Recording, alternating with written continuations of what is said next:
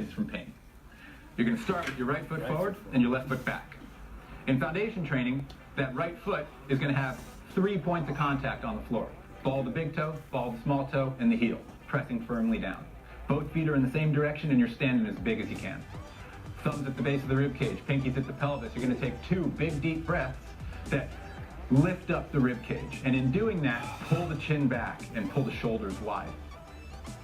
From here, take the arms forward, right in front of you, into something called a sphere of tension, pulling the fingers apart while keeping them pressed together. Roll the elbows towards each other and expand the shoulders at the shoulder blades, almost like you're taking a breath that pushes the shoulder blades out of the way of the spine and the rib cage. Pull that left hip towards the right knee just a little bit, stand a little taller, and take 2 or 3 deep breaths right here into the back of the rib cage, inflating and adding width to the back of the ribs. Reach the arms away from you and start taking them up just a little bit higher as your hips begin to hinge forward over that front leg. Right now, Jesse has the vast majority of his weight on that front heel. Reach the arms up a little higher. You're going to take that left hip and draw it towards the right knee, creating a subtle twist and spiraling of the torso, but that happens at the pelvis. Reach the hands up a little higher. Continue that spiraling as you start to stand a little taller, coming out of the hinge into more of a spiral decompression. From right here, you'll notice he still has a subtle hip hinge. You're going to lift the front of the chest and the back of the chest straight up. This is not easy.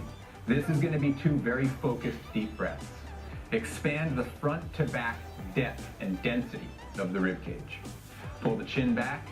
As you exhale, once more into that hinge, drawing the right hip back, taking the weight into the front leg through the heel.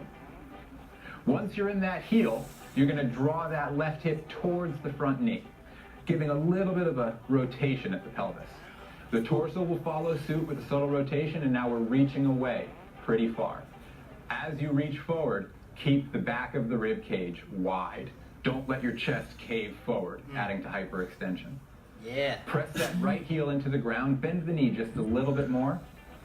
Start to spiral the hip a little bit more towards the front knee as you begin standing up taller, taller, taller, taller. We're going from that hinge position into a spiral lunge, a spiral decompression. Front to back of the rib cage expands. Hang on to this for like 5 or 10 seconds. This is where you start to get a little bit shaky if you're doing it right. Press the big toe of the front foot into the ground. Press the big toe of the back foot into the ground. Take one more forceful upward decompression breath, taking the rib cage away from the pelvis, and as you exhale, relax. Shake it off. Let's go ahead and switch legs. Same rules apply here. The front foot in particular, the ball of the big toe joint, the ball of the pinky toe joint, and the heel are pressing firmly into the ground. The hips are facing forward, the feet are facing forward. As the chest lifts, the chin pulls back. As the chest lifts, the shoulders don't shrug up really high, hugging the neck. They pull apart, and the shoulder blades pull apart as well. You're creating a circumference to your breath, an upward expansive circumference. Lengthen the belly, lengthen the neck. Start to rotate that back hip just a little bit. Perfect. Reach the arms forward. Reach the hands away from the chest. And as you do that, inflate the back of the ribs a little bit bigger. We're really trying to avoid this from happening. We don't want to hyperextend behind the shoulder blades. Push them the other way. Push the shoulder blades apart. Draw that right hip into the left knee. Press the ball of the big toe joint into the ground and start to play tug-of-war, where the hands are reaching away and the spine is reaching the other way. And you're creating a front-to-back expansiveness at the rib cage. The hardest part of foundation training is the decompression breathing process. The better you get at that, the better you get at a lot of things. From here, start to spiral upwards. So you're coming out of that hinge, up, up, up, up, up. And as you do this, think of a barber pole twisting upwards. You're not trying to let the knees go outwards. Everything is pulling towards the center of your body as the torso simply follows the pelvis. As you reach up, it's as if the back of your head is doing the vast majority of the lifting. You're not lifting your forehead up, you're lifting the skull off the neck. Squeeze the hip a little further as you start to go right back into that hinge. A very powerful long torso is being pulled by the hip joint as it moves backward. The only place the torso can go is to that about 45-degree angle of the hip hinge. The weight's now through the front heel. The front big toe is pressing into the ground to make sure the knee doesn't roll out laterally. There's a lot of force in the hamstring, the glute, the lower back, probably a few other places too.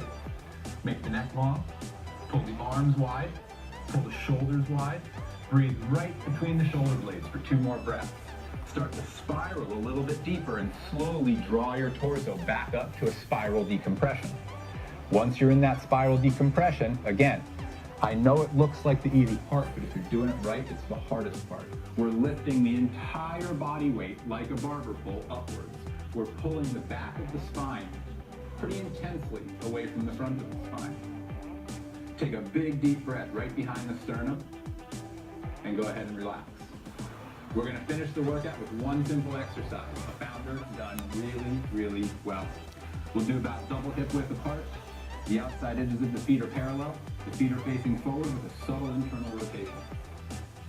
Press the big toe joint into the ground, press the pinky toe joint into the ground, and then stand as tall as you can away from there. You'll notice Jesse's already in that measuring sticks position.